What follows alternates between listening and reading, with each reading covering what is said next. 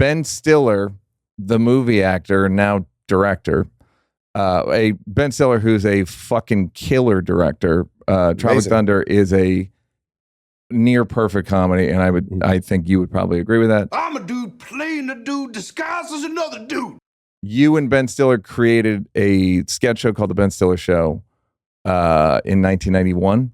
It aired in 92, yeah. Yeah, and it was a great show, and it was canceled, and then you guys won an Emmy. Judd, Molly Madden, Jimmy Miller, everybody who made this possible, thank you. That was your first real organized, that was the first time you played like organized ball, right? Yes. And what was that like? Well, here's the funniest thing is now we're talking about the Ben Stiller Show, and it's 30 years ago, right?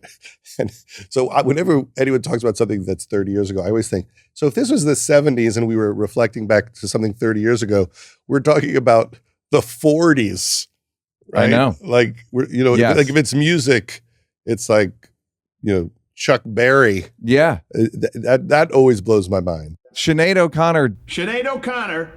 I don't want to tell a joke when there's so much suffering in the world. Is dead. Prince is, I'm just thinking about people that were like popular when the Ben Stiller Show was on. Oh, yeah. Well, that's a whole Adam other... Yauch, dead from the Beastie Boys. You guys would play the Beastie Boys in the interstitials, I remember. Sound-alikes. I know, they were sound-alikes, yeah. But they had a record that was all just... Instrumental, so it was incredible. Yeah. And so we said, well, let's just do funk music instrumentals between everything.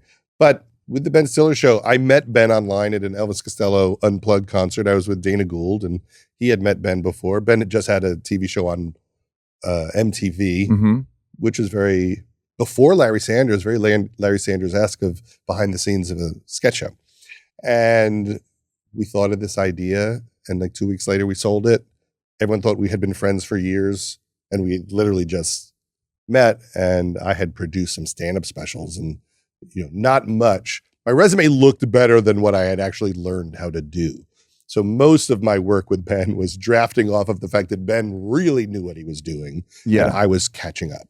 So where would you say you learned the most? When I think of you at the Larry Sanders Show, it feels like an apprenticeship. Yes. Underneath Garry, right?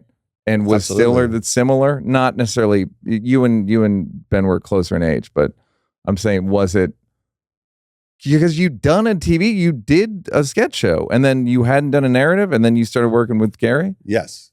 Well, I mean, with Ben, he had already basically invented what he wanted to do, which was very cinematic parodies and single sketches. camera parodies and shoots. I mean, it's basically what we did on Chappelle Show. Like, same thing. And he always loved Albert Brooks, those SNL movies and the films from SNL. And, he always said this is SCTV if they had more budget.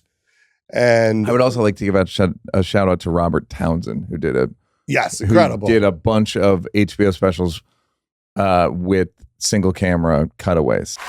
We got film clips, everything. Keep your eyes on that monitor. Bold, the black, the beautiful. Yeah. That were great. Yeah. Him and Keenan were doing amazing things. And so I learned a ton, watching Ben, but I also had to run the room, and I'd never run a room. I'd never even been in a room. And so there was a lot of that. A writer's room of 8 people? Yeah. And, that's Bob Odenkirk was in that room.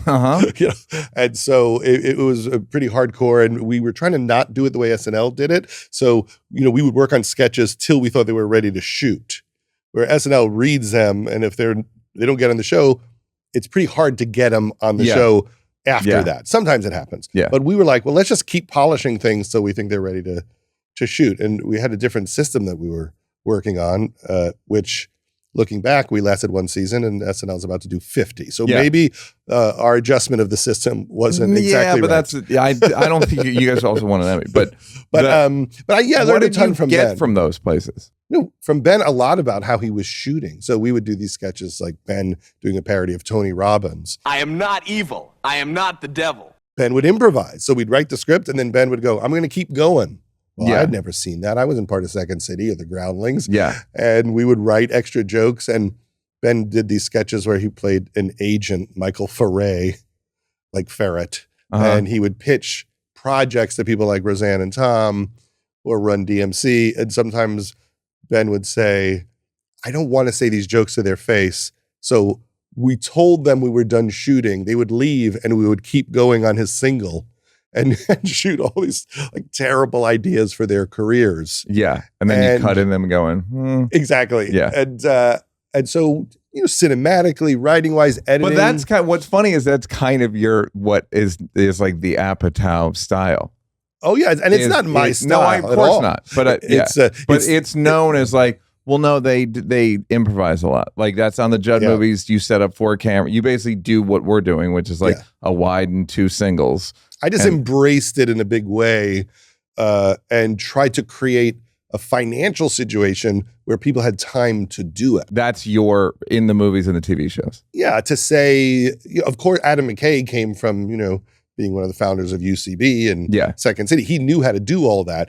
But for me, as a producer of the first movie he directed, I'm trying to make sure that I can help him have time. Yeah.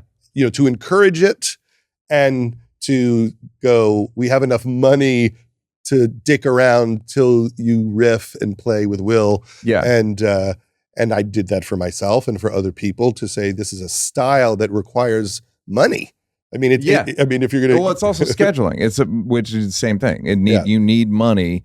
You need to shoot in this.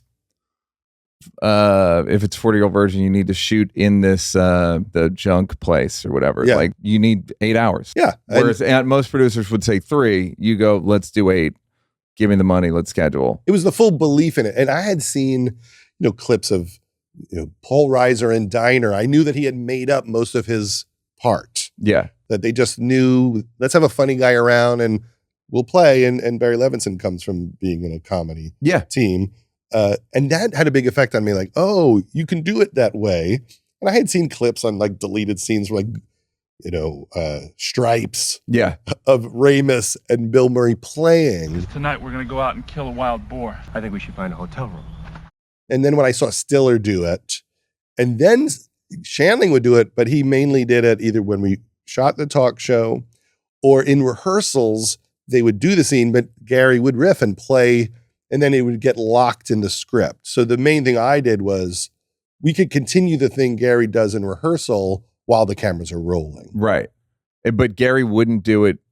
I guess he would take the best part of the rehearsal and put it in the... Exactly. Sometimes he would, but it was, we were shooting 17 pages a day on film. Yeah. On rollerblades. With the cameras on rollerblades. So, when you do a movie, it's like 4 pages a day. Yeah. And we were doing 17 a day. So you couldn't riff too much. Hey, did you like that? Did you like that? Yeah, did you like it though? You want more? Don't want to work? Would rather watch videos of me grab-assing with people? First of all, go up here to subscribe and then go up here to watch more clips. This is like when the weatherman says there's a high pressure system coming in. I'm not really used to the green screen.